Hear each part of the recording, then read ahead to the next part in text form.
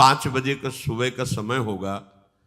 आगे आगे पूज्य सदगुरुदेव भगवान दंडवती परिक्रमा में गिरिराज जी में, पीछे पीछे उनके चरण रज में लौटते हुए चल रहे। थोड़ा अंतराय भी था। कमर में से हाथ रखे हुए एक बालक, ए बाबा पैसा दे दे। पीछे की बात,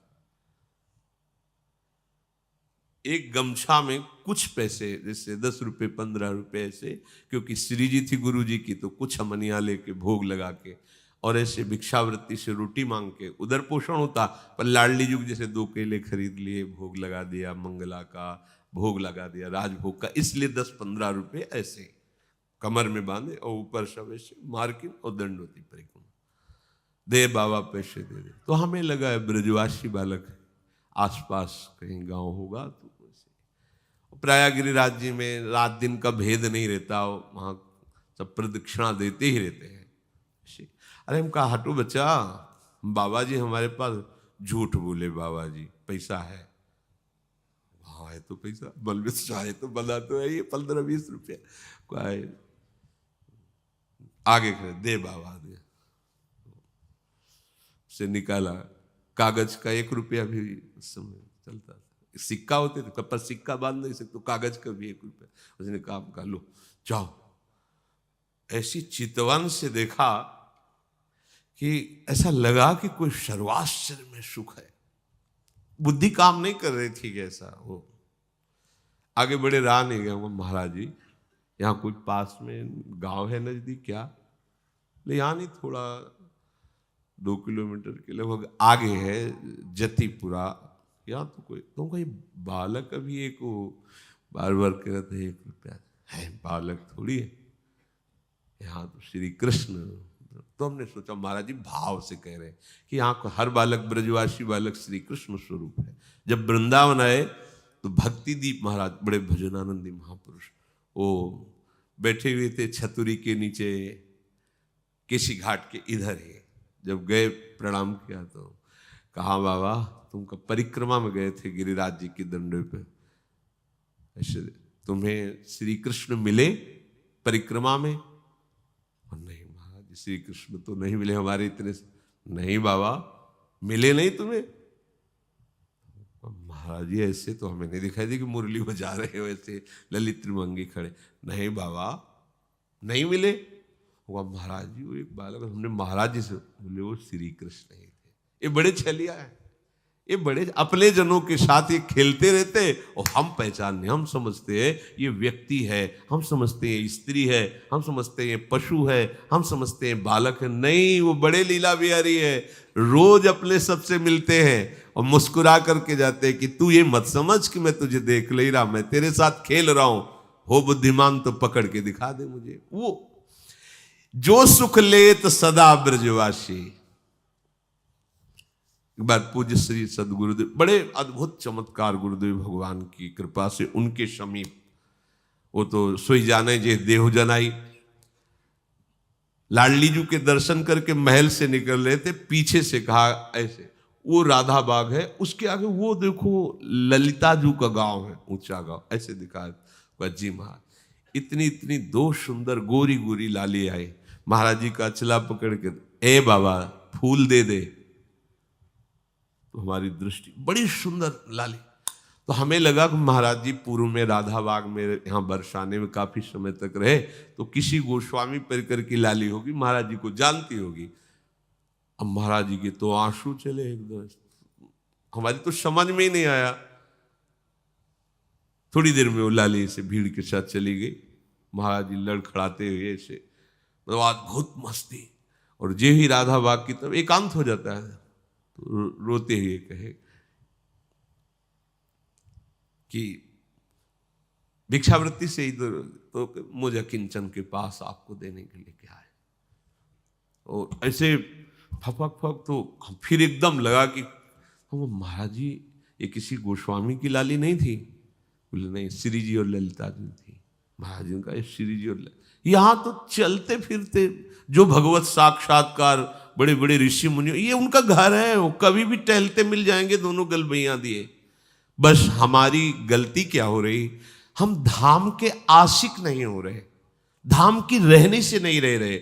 इस महान पावन भूमि में हम राग द्वेष की क्रीड़ा कर रहे हैं, हम अपराध कर रहे हैं, इसलिए नहीं, यहां कोई साधन करने की जरूरत है। महारानी जी के घर में रह रहे हैं और हमें महारानी जी से मिलने के लिए कोई साधन करना पड़ेगा।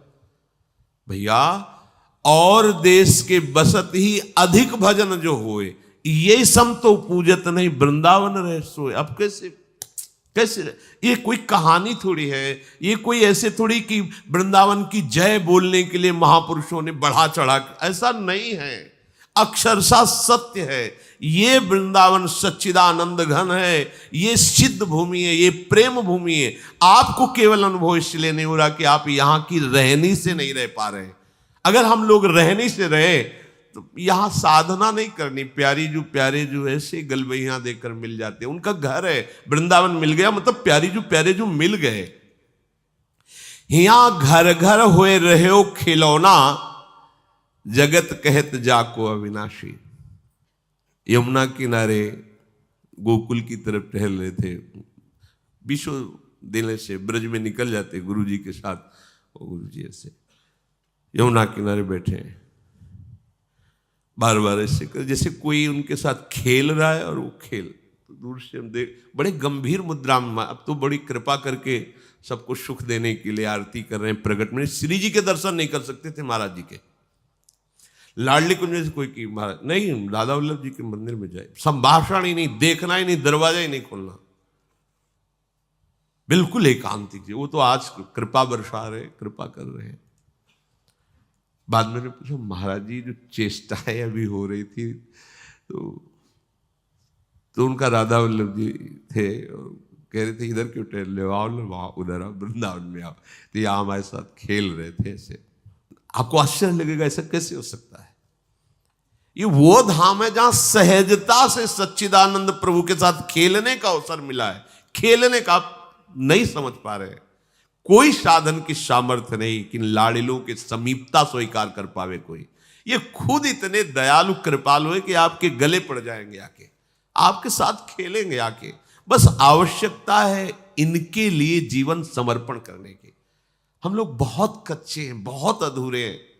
कितना सुंदर अवसर मिला, वही फंसे हुए हैं तात मात सुतदार में, वही अपनी इंद्रियों के दुलार में, मन के दुलार में फंसे। नागरी दास, ध्यान दीजिए, नागरी दास ये विश्व ते न्यारी, लग गई हाथ लूट सुख राशि, जो सुख लेत सदा ब्रज। ये बढ़िया दांव लग गया, जीत जाओ, नहीं कभी नहीं जीत पाओगे।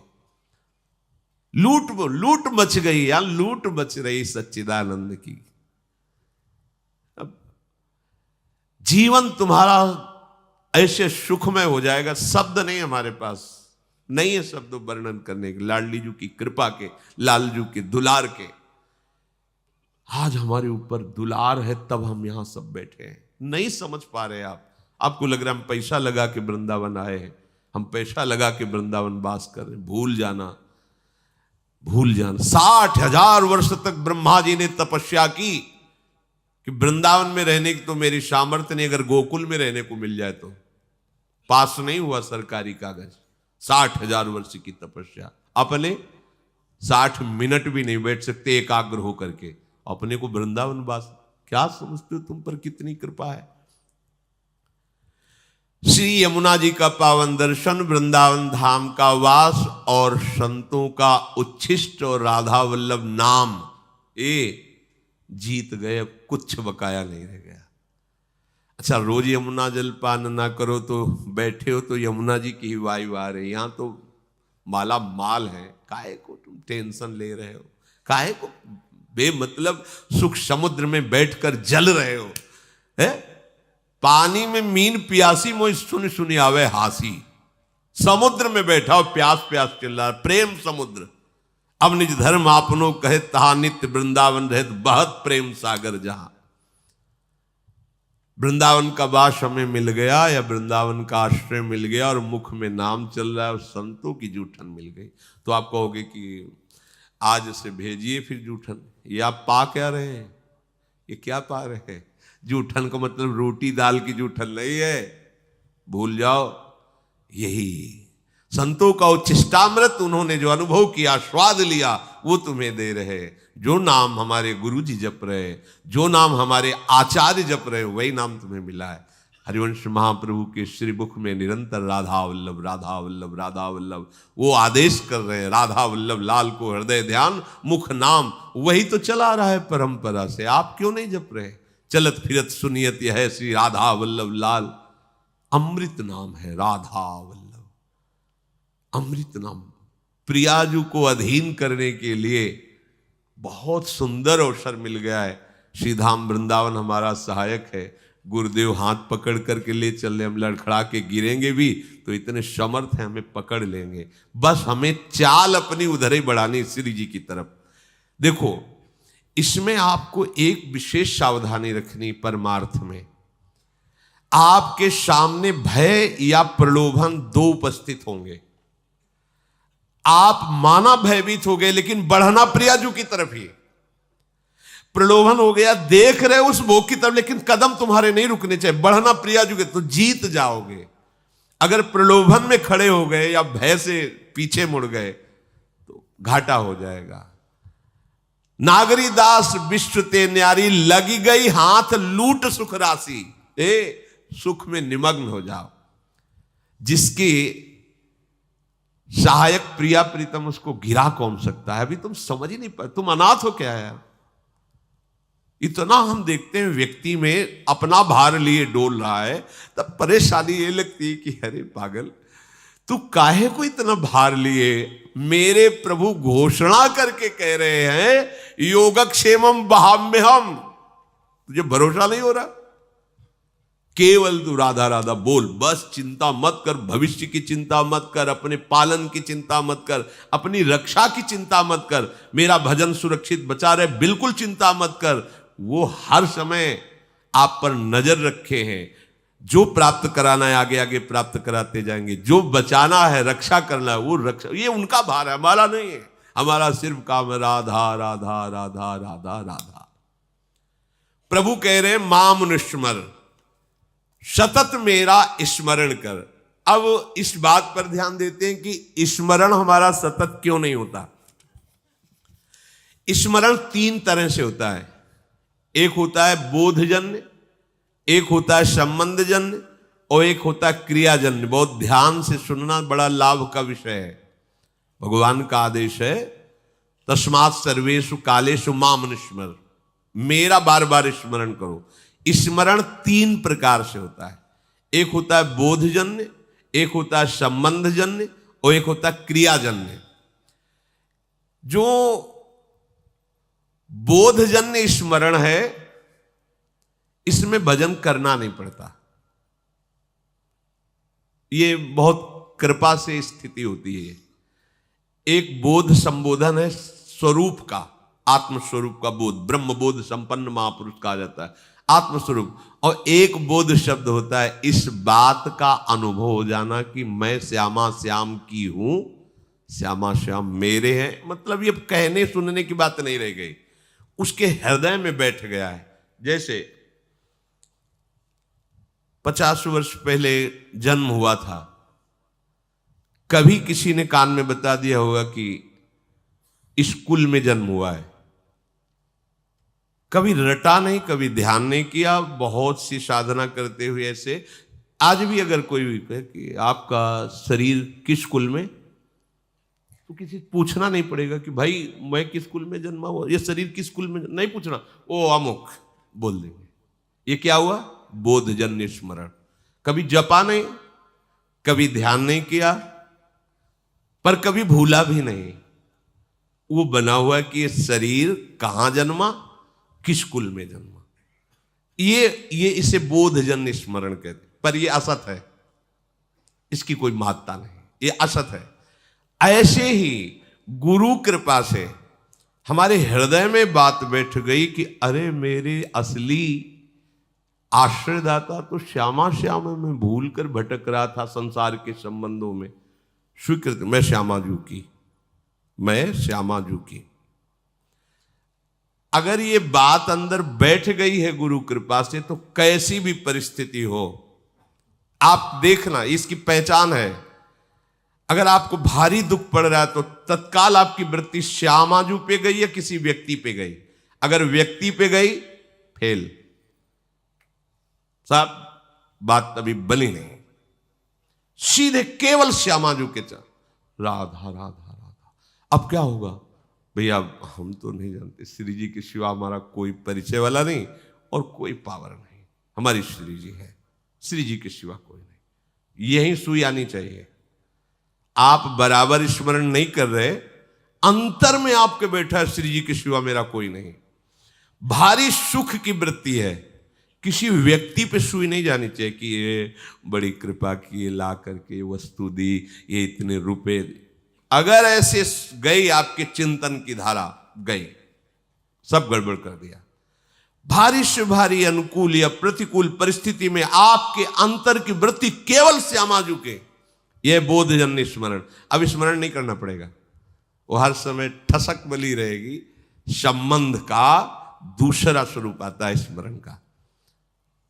गुरु जी से संबंध हुआ, उन्होंने श्यामा श्याम से संबंध करवाया और हमने स्वीकार किया। अब हमें हर समय देखना है कि मैं तो प्रियाजू की बिकी हुई हूं, मेरा कोई अस्तित्व तो नहीं है। तनु वांग मनोभिर अमलई सोहम तविवाश्रिता, इसमें संबंध जनित स्मरण आता है। संबंध से बहुत शीघ्र कल्याण होता है। जैसे मामा प्रयागदास जी की आप कथा सुने तो संबंध, मेरे राम जी जीजा और जानकी जी जीजी, ठसक, मैं उनका साला हूं, मस्त एकदम। कोई कहता कि अरे मामा कभी माला तो चलाते, तुम्हें देखते नहीं। किसका माला चलाएं? अरे मेरे बहनोई चक्रवर्ती सम्राट महाराज श्री राम और मेरी जीजी जानकी जी, अब मैं किसका माला चलाऊं? ऐसे गिरदा में से संबंध हर समय ठसक बनी हुई, मेरे प्रियालाल, मेरे श्यामा श्याम। हम लोगों का स्मरण इन दोनों में नहीं है, ना बोधजन्य है, स्वरूप बोध, संबंध बोध, दोनों में नहीं है।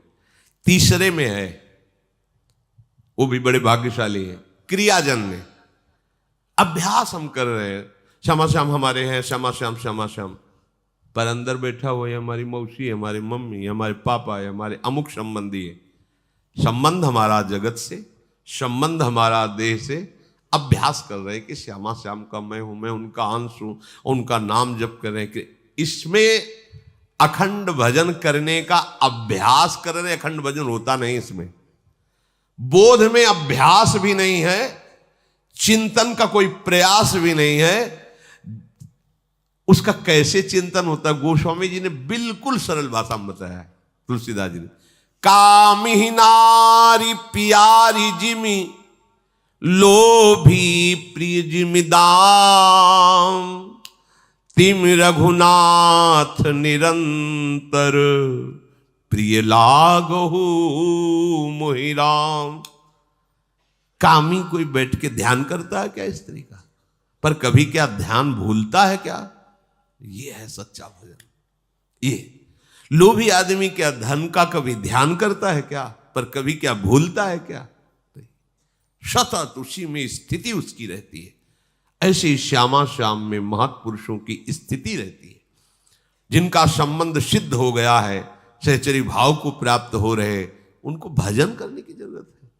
अरे उनका रोम रोम प्रियालाल में है, रोम रोम रग रग श्यामा श्याम का दासत्व स्वीकार किए हुए विराजमान। बुरी सखी कह रहे रोम रोम जब रग रग बोले तब कुछ स्वाद नाम को। अपने लोगों की स्थिति क्रियाजन्य है, इसमें बहुत खतरा है। क्योंकि कभी भजन की क्रिया होती, कभी भोग की क्रिया होती है, कभी योग की क्रिया होती, कभी वियोग की क्रिया होती है।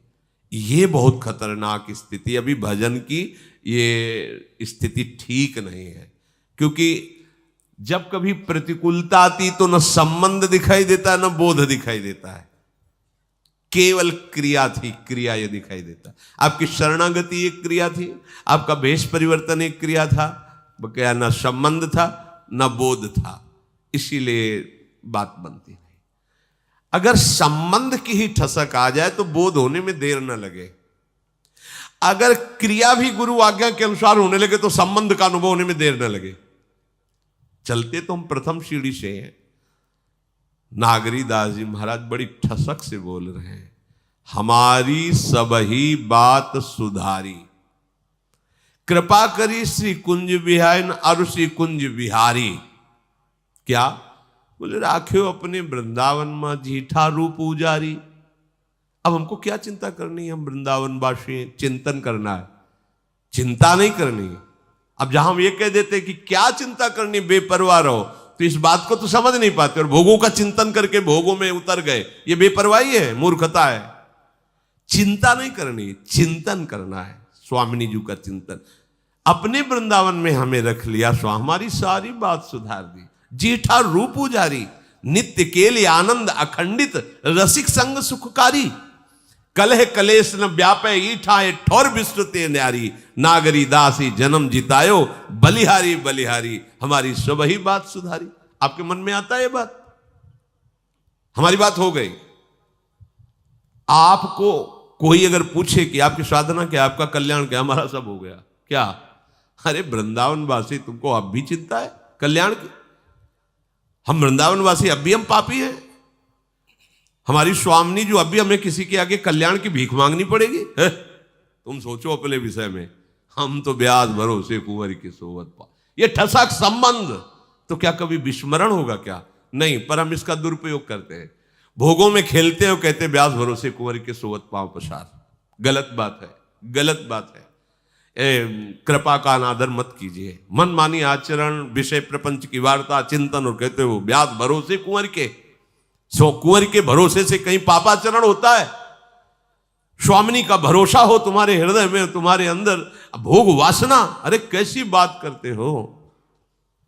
समस्त लोगों का स्वामी जिनसे कृपा की याचना करता है, उन स्वामिनी की ठसक हृदय में हो, और फिर तुम अशांत, और बात बनी नहीं। समझो अभी ठसक नहीं आई। ये अब क्रियाजन्य जो हमारा भजन है उसको समझिए। ये यद्यपि कहने में तो तीसरे नंबर में है, पर हमारे चलने में पहले नंबर में है। हमारे लिए आखिरी नंबर है बोधजन्य, संबंधजन्य, और फिर ये क्रियाजन्य। ये पहली सीढ़ी है भजन की अच्छी, क्रियाजन्य भजन। इसमें क्या होता है कि दो प्रकार के साधक होते हैं, एक विरक्त और एक गृहस्थ। दोनों भगवत प्राप्ति की योग्य है। अगर गृहस्थ हैं, ध्यान देना, इसमें भी प्रकार है। वो संसार का कार्य करते हुए प्रधान भाव संसार का रखते हैं और गौड़ भाव भजन का रखते हैं। कि कहा था राधा राधा राधा राधा, पर प्रधानता है कि संसार का कार्य छूटने न पावे, बिगड़ने न पावे, घाटा न होने पावे गृहस्थ में। क्योंकि सारा कार्य रुपये से चलेगा, राधा नाम से थोड़ी चलेगा। ऐसी भावना मूल में उनके बैठी है, उनके हृदय में बात बैठी। क्रिया करूंगा तो धन मिलेगा, धन मिलेगा तो हमारी बात बनेगी। हाँ, थोड़ा मंगल हो जाए, आनंद हो जाए, इसलिए राधा नाम भी लेते रहते हैं। तो उनका गौड़ माने विशेष भाव नहीं है भजन का, संसार का विशेष कार्य कर रहे हैं और बीच बीच में से गौड़ भाव से नाम स्मरण करते हैं। पूरा भाव है कि हमारा काम ठीक होना चाहिए, इसका लाभ पूरा मिलना चाहिए, ऐसा। और उसमें दूसरे भी भक्त ऐसे होते हैं जो गृहस्थ में, जिनका मुख्य भाव होता है कि भजन न छूटने पावे, चाहे सब कुछ नष्ट हो जाए। उन्हीं में प्रवृत्ति मार्ग में अब वो क्या करते हैं, भजन की मुख्यता रखते हैं और संसार के कार्य को गौड़ रखते हैं। तो उनका कार्य भी सही होता है, क्योंकि भजन हो रहा है तो एकाग्रता है, मुख्यता भजन की है, और उनका परिणाम भी बहुत जोर का मंगल होता है। ये दूसरा अभ्यास वाला बहुत जल्दी संबंध को प्राप्त होगा और फिर संबंध की कृपा से वो बोध को प्राप्त हो जाएगा। ये जो पहला है कि संसार का कार्य प्रमुख मुख्यता रखते हुए कभी कभी थोड़ा थोड़ा भजन, ये भी प्रणाम करने योग्य है, पर इनको संबंध में पहुंचने में बहुत समय लगेगा, क्योंकि अपने संबंधों को सुदृढ़ किए हैं संसार में और उनके लाभ का विषय है धन और भोग। इसलिए अभी ये परमार्थ की ऊंचाई पे चढ़ने की योग्यता नहीं लाए। दूसरा जो मुख्य बात उसके हृदय में बैठ गई कि हानि हरिवंश के नाम अंतर परे, लाभ हरिवंश उच्चरत बानी। अगर मुझे 1 घंटे में 5 लाख रुपए मिलते हैं और नाम छूट गया तो 5 लाख किस काम के? क्योंकि हम 5 लाख रुपए से 5 सेकंड भी समय नहीं खरीद सकते जो 1 घंटे समय दिया।